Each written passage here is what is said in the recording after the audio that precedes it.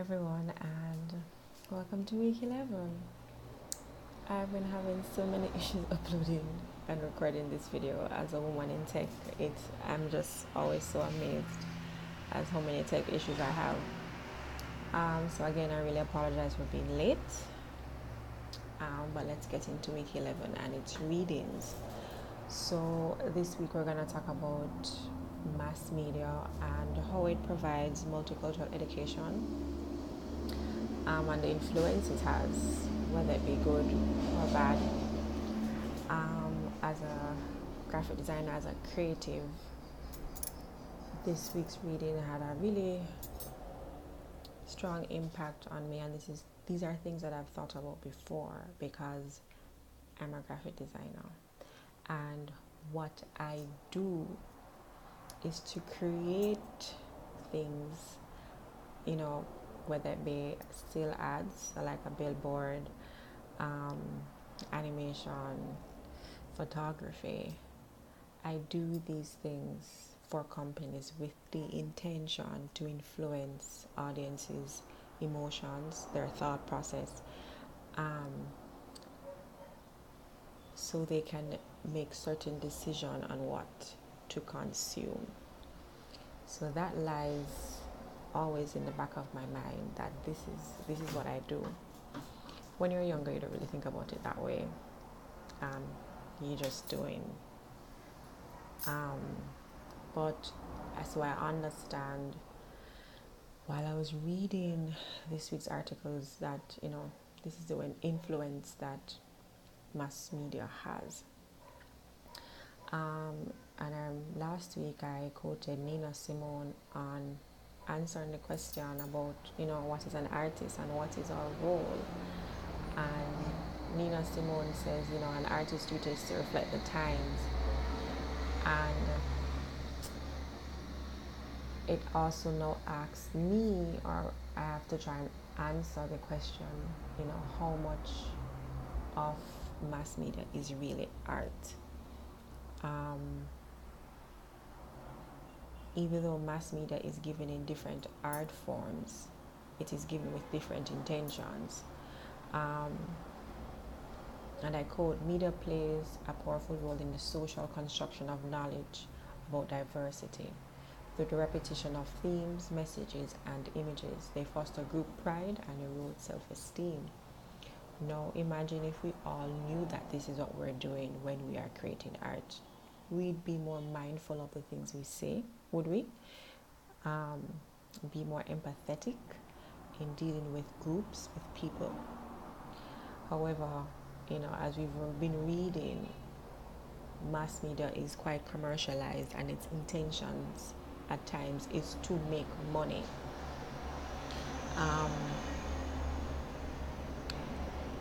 It says media multicultural education incorporates news and dimensions of the internet. Audience learn not only from programs and publications intended to inform, but also from media presumably designed merely to entertain and make money. Moreover, audiences sometimes have difficulty distinguishing non-fictional from fictional media presentation. From Cortes, page 212. And reality TV is far from reality, yet we have a lot of persons striving to attain this kind of lifestyle. I mean, the first thing that comes to mind is the Kardashians. I remember watching, I don't know if anyone in here watches Red Table Talk with Jada Pinkett Smith. She interviewed a young lady a couple weeks ago. I do not know her name because I'm not a Kardashian fan. But apparently one of the Kardashians on Twitter was saying that she was responsible for breaking up her marriage or her boyfriend, and everyone got on this girl saying that she did. And that is such a powerful thing that social media, that's mass media has, that's the internet has on our people, that someone can just say something, and if this person is deemed as someone worthy to listen to, the other person doesn't matter whether it be true or not. And everyone got on this young lady for mashing up. I have to try and speak proper English for you guys. everyone accused this young lady or agreed with the Kardashian that she was responsible for the death of her relationship, and she went on to the Red Table Talk to say that is not the case. So again, I'm using that example simply to point out the power of the internet, the power of mass media. Again, from a designer perspective, I want to make another point that within the last 5 to 7 years, we've had a lot of stock photography coming up. If you're not aware of what stock photography is, something like we're talking about Shutterstock, iStock, Getty Images, and these places sell images that can be used in advertising. However, a lot of these images are white and Caucasians, and so the African American community, the black community, was not represented. Very little of us. Not to mention the Caribbean, because while we are all black, the Caribbean is different. When it comes to advertising, it's different. The way how we dress, our weather, our culture is different. We kind of look different. I think it's based on how we dress. You can see our environment is different. And so a lot of black stock photography companies came out to fill this gap, to be recognized, to get themselves into mass media so that we can reconstruct and retell our stories of what we look like. When you would go to get images and search for like Jamaica, all you'd see is beaches, and possibly, I think there was one image of a Rasta man holding an Aki. And this is what also led me to start my company about doing Caribbean stock photography, because we need to, we all need to be represented. I would love for my daughter to grow up and know that she can have a teacher, a female black teacher, teaching her chemistry.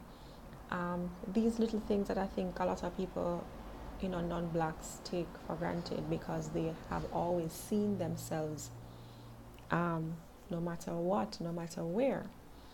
So to move on, and then from the blog post readings, reading the one titled "Africans are fighting media poverty porn by tweeting beautiful images of their real lives."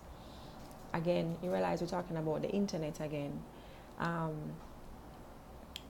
So mass media just says Africa. No one even, I think a lot of persons, I would hope it's different now, but a lot of persons didn't know, myself included.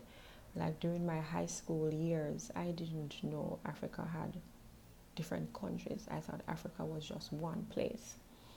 And this one place, they always showed these ads asking you to donate funds to help these children that had big bellies and flies around them. We actually know what the name of the disease is. It's called kwashiorkor. I may be pronouncing it incorrectly, but we learned that in high school, that it's a disease, it's a deficiency, a malnourished deficiency, because your stomach gets large and you're really skinny. And this is what the world sees of Africa. And I take my hats off to this young lady who decided to take it into her own hands and went on Twitter and decided, let me show you what my country looks like. And sometimes a lot of this, it has to be our doing to reconstruct these imageries that are being sent out there. I also remember one of these weeks I said, what could help me as an educator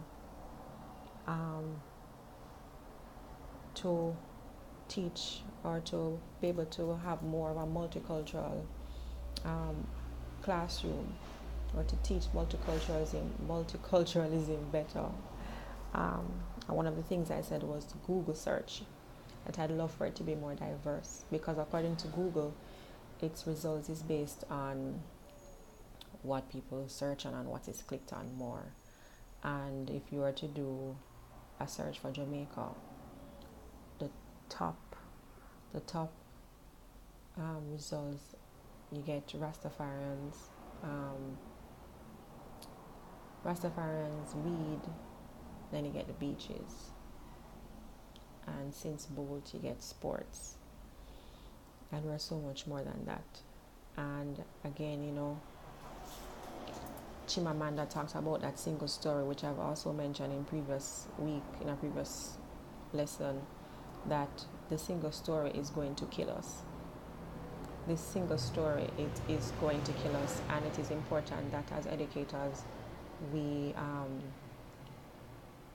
not tell the single story. That's a part of the foundation, is not to tell a single story. So anyway, bringing it back to 2019, in the past week we had a terrorist attack on Muslim in the Christchurch shooting in New Zealand, and anger and violence towards this group due to the repetition of certain imagery and words used towards the Muslim community. They being mass media, the internet has really tried this time, I think, based on what I've read, to withhold a lot of this negativity of the videos from persons who are praising the terrorist for his act of heroism by killing Muslims. And I want us to discuss, one of the things I want us to discuss this week is that approach to withhold or try to manage a lot of these videos that would praise what has happened. They have also withheld the terrorist name.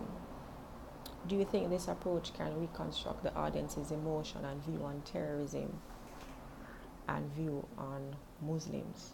Let me know what you think about that. Also, how can we reconstruct other semiotics and their meanings in our classroom? What steps can you take in your classroom to reconstruct negative association towards certain groups? So I know a lot of you guys and ladies are teaching K-12. Is there a way you can decorate your classroom? Is there a way, I don't know, I want us to discuss that. I've always taught tertiary institutions, so we're not allowed to decorate our classrooms. And it also is going to have me to think, how would I reconstruct my classroom? I don't know yet.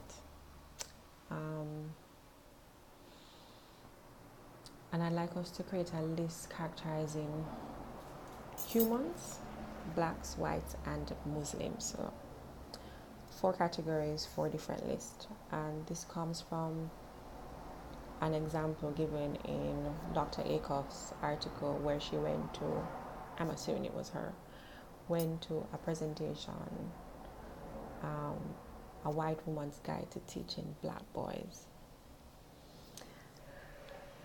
I keep looking that way because I'm in my daughter's room. And they asked some of the teachers that were there to construct a list characterizing black boys. And they're all negative. And I want us to see the similarities with each other, if we could look at it without race and socioeconomic class. So let's do a list characterizing humans. Let's do a list characterizing blacks, whites, and Muslims. And let's see if we have any words that intersect. Alright, so I'm looking forward to the usual lively discussions we have every week. And let's go.